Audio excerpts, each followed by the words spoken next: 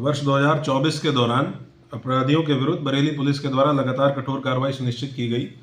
जब अपराध के आंकड़े वर्ष 2024 के और पिछले 3 साल का उनका कंपैरिजन किया गया तो ये पाया गया कि हत्या के प्रकरणों में 15% की, लूट के प्रकरणों में लगभग 65% की, अन्य चोरी के प्रकरणों में 31% की, जो गैर इरादतन हत्या के प्रकरण है उनमें 50% की, हत्या के प्रयास में 10% और महिला संबंधी अपराध में हत्या के प्रकरणों में 15% की कमी विगत 3 वर्षों के कंपैरिजन में आई है।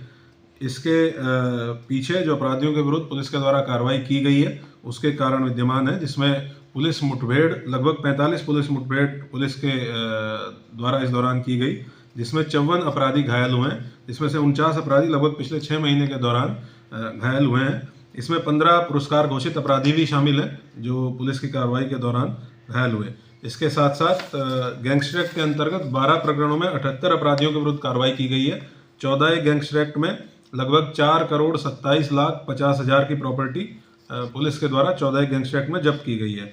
गुंडा एक्ट में 194 अपराधियों के विरुद्ध गुंडा एक्ट की FIR पंजीकृत की गई और 58 ऐसे अपराधी जिनका अच्छा आपराधिक इतिहास था उनको जिला बदर किया गया है।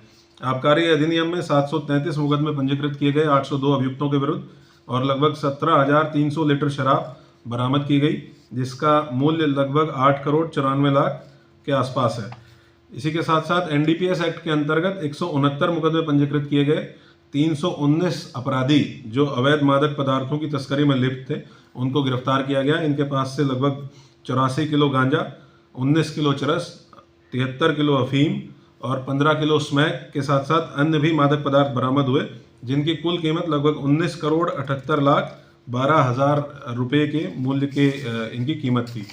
शस्त्र अधिनियम के अंतर्गत इसी प्रकार से 506 मुकदमे पंजीकृत किए गए और 605 अपराधियों को आर्म्स एक्ट के अंतर्गत गिरफ्तार किया गया। इनके पास से लगभग 393 तमंचे, 1 SBBL बंदूक, राइफल 3, 7 पिस्टल और अवैध शस्त्र व कारतूस 588 की संख्या में बरामद हुए। जुआ अधिनियम के अंतर्गत इसमें लगातार पुलिस के द्वारा कार्रवाई की गई। 296 मुकदमे पंजीकृत करते हुए 785 लोगों को गिरफ्तार किया गया और 11,40,960 रुपये की धनराशि ऐसी रेड्स में पुलिस के द्वारा बरामद की गई।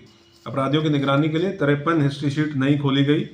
एक अपराधी थाना शाही अंतर्गत गौसगंज की घटना में उसके विरुद्ध राष्ट्रीय सुरक्षा अधिनियम NSA के अंतर्गत कार्रवाई की गई, निरुद्ध किया गया।